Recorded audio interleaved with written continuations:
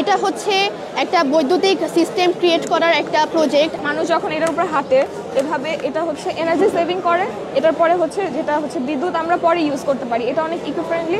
Project which is footstep power generation project. এটা হচ্ছে একটা বৈদ্যুতিক সিস্টেম ক্রিয়েট করার একটা প্রজেক্ট। আমরা যদি আমাদের দৈনন্দিন জীবনে আমাদের বিভিন্ন জায়গায় আমরা যাই, যেরকম ফুল অনেক হাইলি ফুটফল এরিয়াস আছে যেখানে অনেক হাঁটা হয়, যেমন school corridors, shopping mall, railway station etcetera. যদি আমরা আমাদের ফুড স্টেপের মাধ্যমে এনার্জি ক্রিয়েট করতে পারি সেটা আমাদের জন্য বেশি সুইটেবল হবে। যদি আমরা আমাদের ফুড স্টেপের মাধ্যমে প্রেশার ক্রিয়েট করি, পায়োজো ইলেকট্রিক এনার্জির উপর, ক্রিস্টালের উপর যদি আমরা ভাইব্রেশন ক্রিয়েট করি, সেটা হচ্ছে এনার্জি ক্রিয়েট করবে, এনার্জি স্টোর করবে এসি জেনারেট ভোল্টেজ থেকে ডিসি ভোল্টেজে ক্রিয়েটের মাধ্যমে। এই এনার্জি স্টোরের মাধ্যমে আমরা হচ্ছে এনার্জি ক্রিয়েট করতে পারবো। এরপরে যদি অনেক ক্ষেত্রে দেখা যায় আমাদের বিভিন্ন গ্রামে বলতে পারি অথবা কোনো জায়গায় ইলেকট্রিসিটির শর্টেজ থাকে, শর্টেজের কারণে ইনস্ট্যান্টলি আমরা হচ্ছে ওই জিনিসটা রিপেয়ার করতে পারি না। সেক্ষেত্রে যদি আমাদের এখানে স্টোর করা থাকে তাহলে আমরা এটা ইউজ করতে পারি।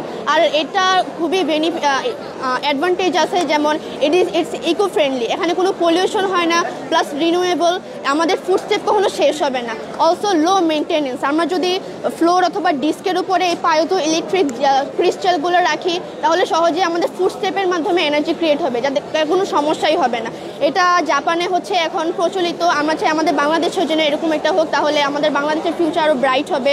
আমাদের বিভিন্ন ক্ষেত্রে যখন আমাদের ইলেকট্রিসিটি উৎপাদন করার জন্য অনেক কয়লা ব্যবহার করতে হয়, কয়লার শর্টেজ থাকতেও পারে, ভবিষ্যতে ইন ফিউচার হতে পারে। যদি আমরা এটা ক্রিয়েট করি তাহলে সেই বিষয়ে আমাদের কোনো মাথা ব্যথা থাকবে না। আমরা আমাদের ফুড স্টেপের মাধ্যমে একটা গ্র্যান্ড জিনিস আমরা করতে পারবো বাংলাদেশে।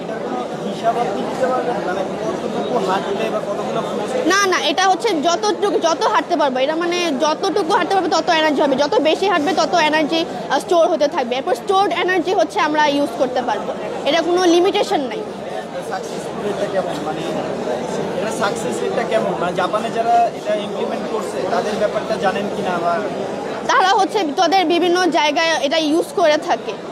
আমাদের জাপানে কিছু গ্রাম আছে যেখানে হচ্ছে এখন ইলেকট্রিসিটি নেই, আমাদের বাংলাদেশেও সেম টু সেম। তো এই ক্ষেত্রে আমরা এটা আস্তে আস্তে এটা আরও বড় বিগ একটা পরিসরে হচ্ছে আমরা এটা করতে পারি, ক্রিয়েট করতে পারি। জাপানে এটা হইতেছে, প্লাস বাংলাদেশে এটা হওয়ার জন্য আমরা এই উদ্যোগটা আমাদের।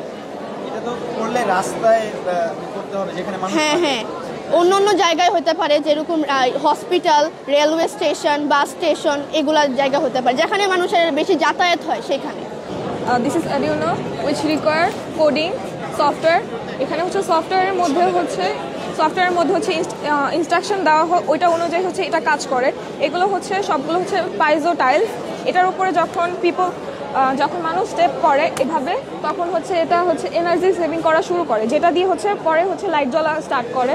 মানে এটা মানুষ যখন এটার উপর হাঁটে এভাবে এটা হচ্ছে এনার্জি সেভিং করে, এটার পরে হচ্ছে যেটা হচ্ছে বিদ্যুৎ আমরা পরে ইউজ করতে পারি, এটা অনেক ইকো ফ্রেন্ডলি। প্লাস হচ্ছে এটা অনেক বেনিফিট, মানে এটার অনেক বেনিফিট আছে, আপনারা দেখতে পারেন। বিদ্যুৎটা স্টোর হয় কোন জায়গায়? বিদ্যুৎটা স্টোর হয় হচ্ছে এটার মধ্যে।